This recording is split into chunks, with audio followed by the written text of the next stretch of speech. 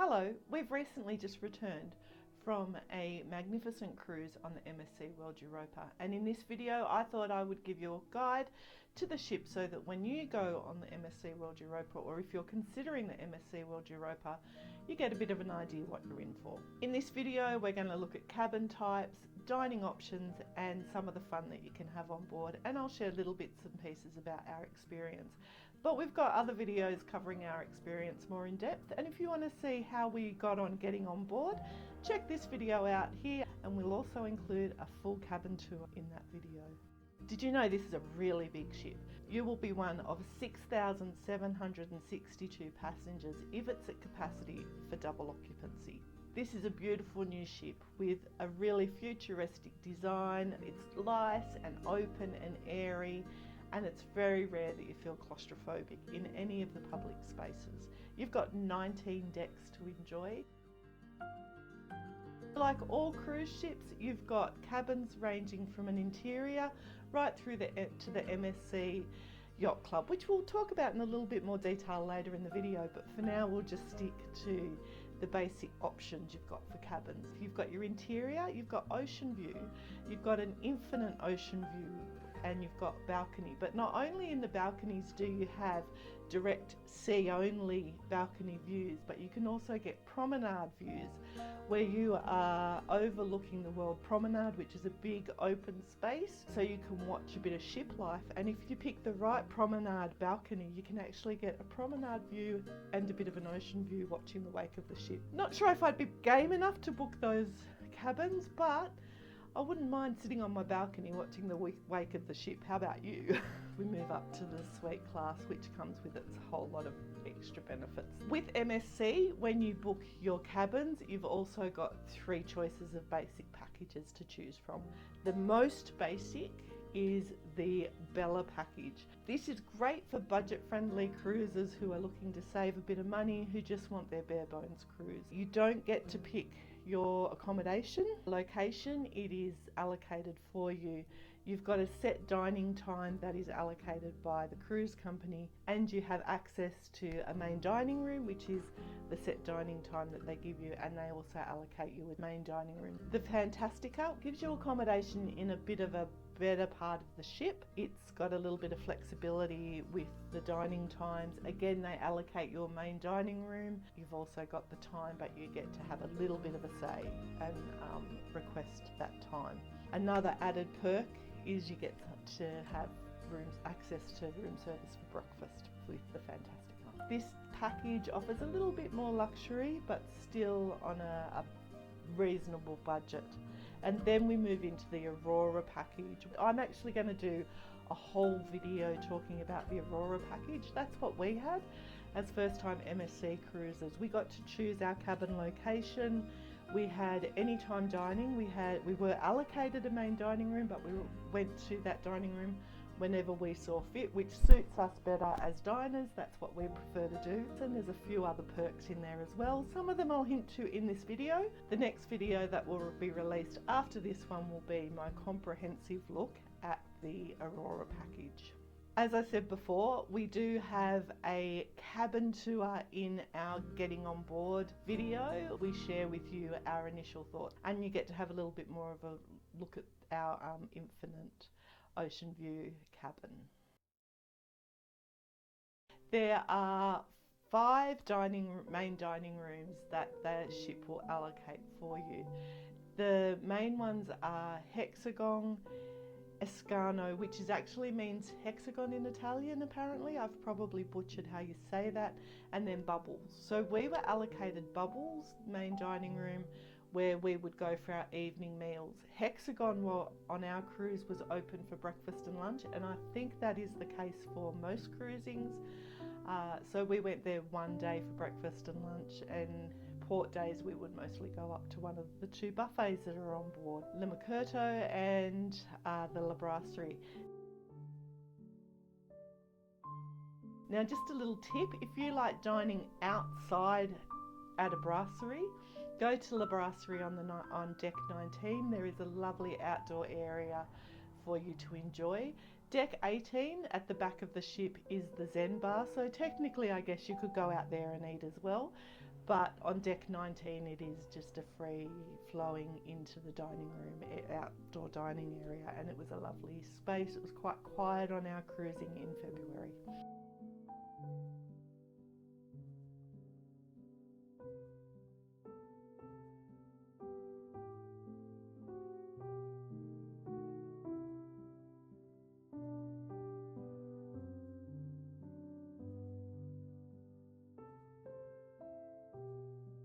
The main dining rooms, the brasseries are all included in your base package, as is the casual dining space, pizza and burger.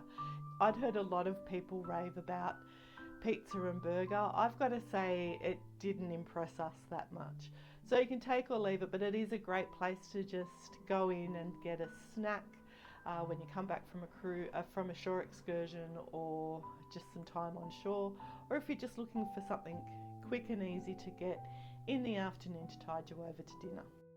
Like all cruise ships, there's specialty dining. We bought a package, a trio package, where we had 3 specialty dining experiences included.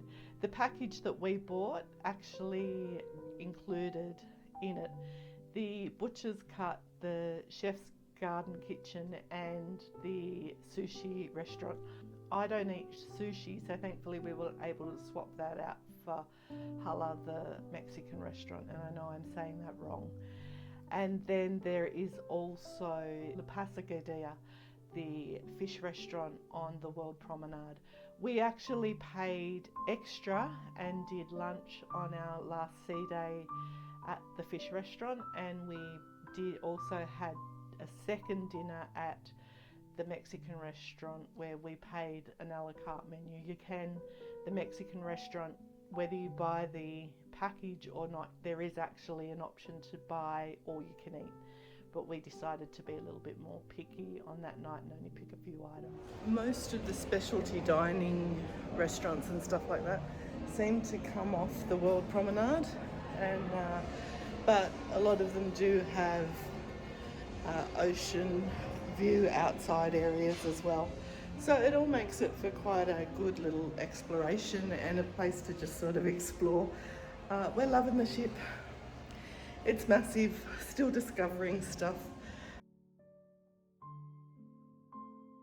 Of course, there are lots of bars and restaurants, and we'll talk about those a little bit more in detail later.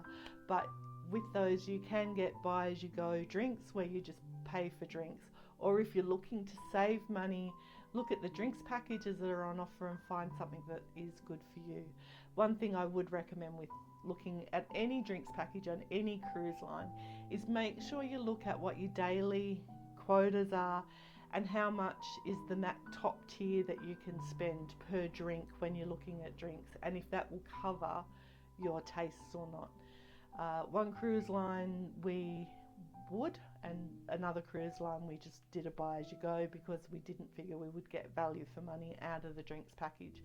So sometimes it's worth spending that time doing that little bit of maths just to see if it's worthwhile for you. Speaking of worthwhile, if you're getting value out of this video, I would love it if you would hit that like button and maybe even say hello in the comments below. Let us know what's an important aspect of a cruise ship you look at when you're booking a cruise. There are spaces all over the ship. Let's start our exploration of the bars, having a look at some of the ones that are on the outside spaces of the ship.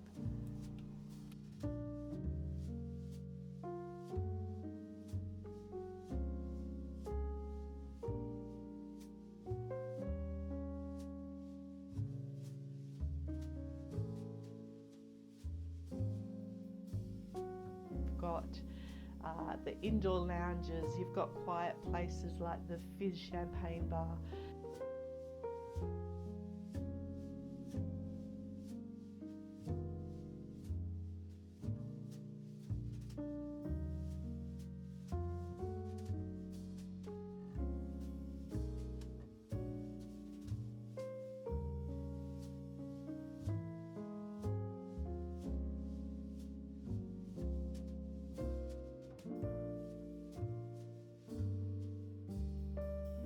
During the day we found some of those places like Masters of the Seas was a lot quieter than in the afternoon when everybody was coming back from being on shore and were looking for somewhere to relax. So if you like a beer in a quiet environment, maybe hit there around 3 o'clock before the crowds start to infiltrate those areas.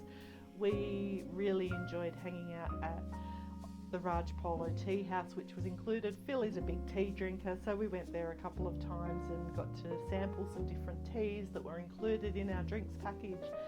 And of course, we did pay extra every day at the Coffee Emporium. But if you have a drinks package, up at the brasseries there is a bar that has espresso or cappuccinos that are included in your drinks package. So we quite often would get them in the morning for breakfast. My tip there would be though, get 2. If you like me and you like your coffee, one of those cappuccinos is not going to hit the side, so get 2. I've alluded to some of the activities on board and I want to start with the Venom Drop. Now this is a dry slide that goes from deck 20 to deck 6, and it is unfortunately a snake head you have to go through, which was the thing I had to get over. The slide was fine, it was going through the snake's head I had to overcome. But it was a great little thing. I did it twice. You had to line up for that, sign a waiver. If I kept the band on after the first ride, I wouldn't have had to sign the waiver twice, so that's a bit of a tip. If you do go on anything that you sign a waiver and you get a band from MSC, it just states that you've signed the waiver that you're cleared to ride that ride. Keep it on if you think you're going to go on again, so then you don't have to redo the paperwork. And then of course we've got our gym in the sportsplex where there is a basketball court. You've got all the kids club areas coming off the sports plug off that area as well. They also do dodgem cars and roller skating up there throughout the cruise. You've got the La Plage, which is the big main pool deck. You've got spas surrounding it. You've got the Botanic Garden with a pool and again spas in a closed-in space. The Zen pool and adults only pool area. I did see some children in there, but I also saw lifeguards ask them to leave. The Luna Park Amusement Centre and a few other activities throughout, as well as the kids clubs.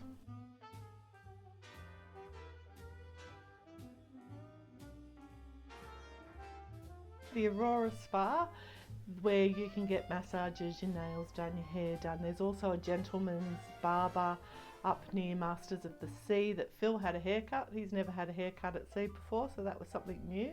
And also connected to that is the Aurora Thermal Spa. If you've got an Aurora package, you have unlimited access bookings dependent into the Aurora Spa. The night before, you could go and book for the following day. You can also buy entry packages into the spa at an additional cost if you don't have an Aurora package. And the thermal spa was quite good. One tip that I would suggest, if you like it a little bit quieter in there and you're going in to relax, we found that if we went in like around 10 o'clock in the morning or after dinner, it was quieter. We did go in, the first time we went in was around like 5 o'clock and it was packed. There were people everywhere. Then we go to our night entertainments. You've got acts that will be in the bars. The Delvita bar on deck 6 quite often had live musicians playing in there, and that sort of actually went throughout the whole of the World Galleria. Quite often you could hear that music infiltrating the whole space. So we didn't hang out there too much because it was so loud, but that was a really busy hangout spot. You had lots of other bar venues that would have entertainment or trivia or group activities that you can do. Then of course we moved to the World Theatre, where we saw 2 shows in the World Theatre. One was a tribute Broadway show, which was brilliant, that did songs from a whole lot of different Broadway shows, including Phantom of the Opera and a few more theatrical, dancey type shows. we also saw Amelia, which was a bit of a story around Amelia Earhart, but it was a Cirque du Soleil show, and that was fantastic. The panorama lounge at the back of the ship, where we went and saw a disco show, and they also have a bit of a nightclub in there and a few other things. There's a bar next to the panorama lounge, and that was actually where we disembarked the ship from. There are lots of spaces to go and hang out, and I'm sure in summer some of those outdoor spaces would be a little bit busier than they were on our sailing. As I said, you can always find indoor spaces too that are quite quiet. The MSC Yacht Club is what cruising is now calling a ship within a ship concept. It's an exclusive area that you have to have access to. There are usually a lot more perks included in a yacht club room, so when you get a yacht club package, it elevates your experience. You can use the rest of the ship while you've got the MSC Yacht Club, but Yacht Club does have their own dining room, their own solarium areas, sun lounges and all of that sort of thing. And I know that they also have things like dedicated concierge and even butlers. You've got the money to go that little bit extra and you're looking for a little bit more luxury on a normal cruise, check out the MSC Yacht Club. The MSC For Me app is the app that MSC has that will allow you to check the daily schedule, and you'll be able to book and check your bookings, check excursions and what's available. As I've said in other videos, I would suggest keeping an eye on your MSC website and your Manage My Bookings there to see if there's any specials that come up for like dining packages or even shore excursions or thermal pool access or spa specials before you cruise that might save you some money. MSC For Me app is where all of that will be logged so that you can see what's coming up, what you've got booked, what you need to book. But of course, if you like doing it in person like I did with our restaurants, we were able to go and book near the sushi bar for our specialty restaurants and then renegotiate to change from the sushi restaurant to the Mexican restaurants. And then you've of course got an excursion area where you can go and talk to some specialists who will help to describe the excursions for the upcoming port, and you can book there, and you've got guest services where you can deal with lost property. Quick story. While we were somewhere, I think it was the butcher's cut, I left my little bag. So tonight we went to the spa to check if I had actually left it there because I had no idea where I'd left it. And they said, go to guest services, there's a lost property. Went down and praise God, I found it. Yes, the guy looked it up, and this is how terrible I am at using glasses. I didn't realise my reading glasses were in there because I haven't used them since. Anything I've done on my computer, I've used my computer glasses, so dodged a bullet there because I probably would have got to Barcelona and realised that I didn't have my little leather pouch. They were fantastic, they had it all documented, they were able to find it, you can settle your account, and they were all lovely. Open the cruise cards. Yeah. So two now? Let's do one for you, one for me. Awesome. Navigating the ship took a little bit of getting used to, all dotted around, especially in the lift areas. You've got maps of the ship that will tell you where everything is, and once you learn how to read those, it was really easy. You hit the deck number that you want to go to, so say you want to go to deck 6 and you're on deck 14, you hit deck 6 and then you wait. They'll tell you what lift will be coming for you. And so your lifts aren't packed like they are on some of the older ships where everybody waits and packs in and you go to 50 floors to get to one spot. These will go to designated floors. They do it all automatically. That was really easy to navigate. Like any ship, any place, just take that little bit of time when you first get on board to assimilate it a little bit. We loved our time on World Europa, and if you want to see exactly how we got on, check out this video here. As I said, we give an honest review on our experience. If you like this video and you want to see more, why not hit the subscribe button? As I said, I've still got more MSC World Europa trip to come, and there'll be more adventures after that. As always, thanks for joining us. Travel brilliantly. Bye.